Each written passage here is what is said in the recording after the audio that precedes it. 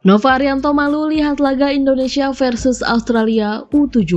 Pelatih Timnas Indonesia U17 Nova Arianto merasa malu melihat jalannya pertandingan Garuda Asia versus Australia U17 di laga pamungkas grup G kualifikasi Piala Asia U17 2025. Meski sedikit kecewa, Nova tetap bersyukur laga yang berakhir imbang 0-0 itu mengantarkan Timnas Indonesia U17 lolos ke Piala Asia U17 2025. Timnas Indonesia bermain imbang tanpa gol melawan Australia U17 di Stadion Al-Ahmadi Kuwait Minggu 27 Oktober 2024 malam waktu Indonesia Barat. Sejatinya laga tersebut berjalan seru karena kedua tim bermain cukup intens sejak menit awal. Tapi ketika memasuki menit 60 ke atas, laga mulai berjalan aneh. Australia U17 cenderung memainkan bola di area tengah, sementara skuad Garuda Muda fokus bertahan agar tidak kebobolan. Pasalnya, hasil imbang memang akan membawa kedua tim tersebut lolos. Terkait jalannya laga seperti itu, Nova mengaku malu. Namun kenyataannya memang Timnas Indonesia U17 harus menjalani laga seperti itu. Dia sengaja meminta anak asuhnya untuk fokus bertahan demi menjaga asa lolos ke Piala Asia U17 2025. Mengenai pertandingan, jujur secara permainan saya pribadi malu sebagai pelatih. Tapi ini yang harus kita terima, ini yang harus kita jalani. Kata Nova usai laga dikutip Senin 28 Oktober 2024. Karena situasinya memang di setengah pertandingan saya mendengar kabar kalau kita seri saja bisa lolos. Akhirnya kita membuat secara taktikal pun sama, kita membuat defense di area kita sendiri dan di saat kita rebut bola, kita lakukan counter attack. Lanjutnya, Nova mengatakan bahwa dirinya juga tidak begitu suka dengan permainan Australia U17 yang cenderung hanya oper-operan. Namun dia tak ingin menghiraukannya terlalu dalam karena yang terpenting Timnas Indonesia U17 lolos.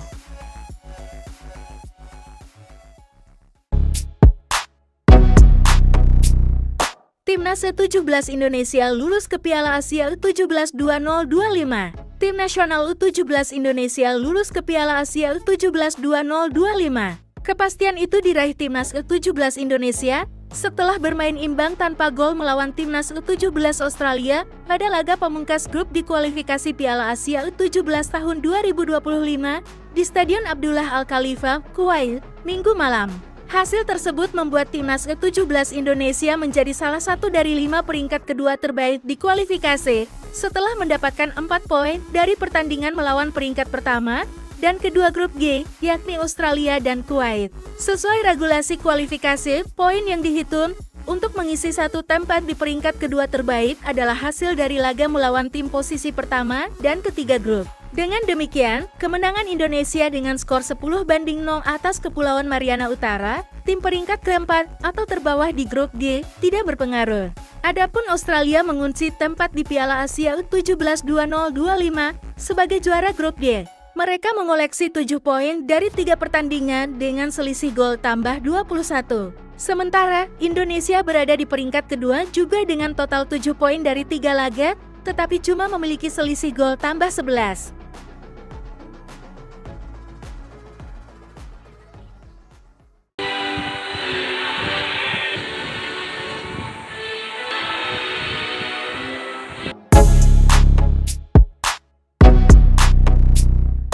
Laga penentu kualifikasi Piala Asia U17 tahun 2025 baru saja dimulai malam ini, mempertemukan Timnas Indonesia vs Australia U17. Berikut cuplikan pertandingannya, selamat menyaksikan.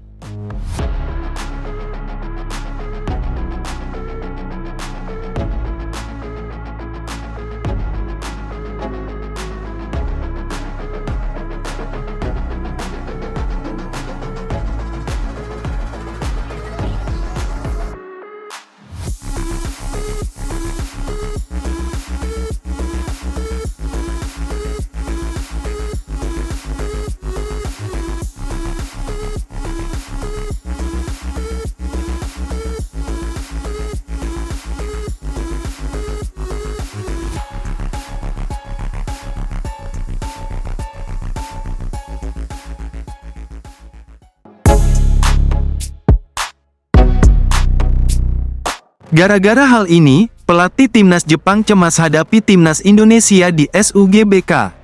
Pelatih Timnas Jepang, Hajime Moriyasu, cemas jelang hadapi Timnas Indonesia di Stadion Utama Gelora Bung Karno, SUGBK, Jakarta, dalam lanjutan grup C babak ketiga kualifikasi Piala Dunia 2026 zona Asia.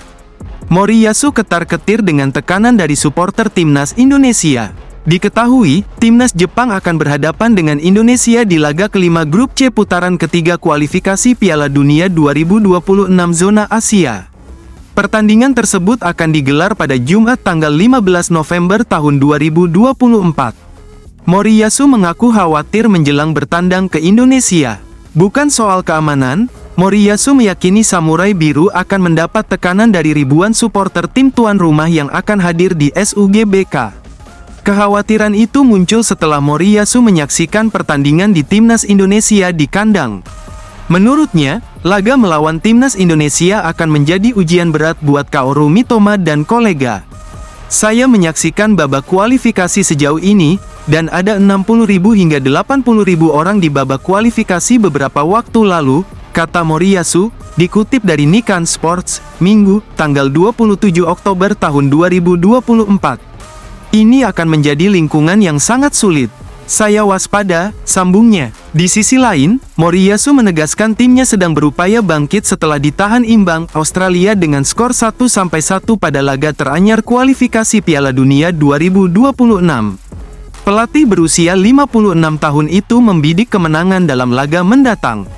Dengan tersisa satu pemain pengganti, saya pikir kami bisa melakukan sesuatu secara berbeda melawan Australia.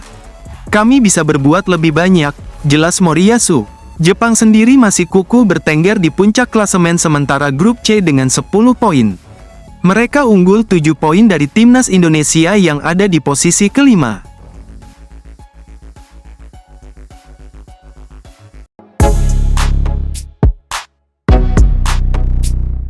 Target Timnas Indonesia vs Jepang dan Arab Saudi. Timnas Indonesia akan melawan Jepang dan Arab Saudi pada laga grup C putaran ketiga kualifikasi Piala Dunia tahun 2026 zona Asia.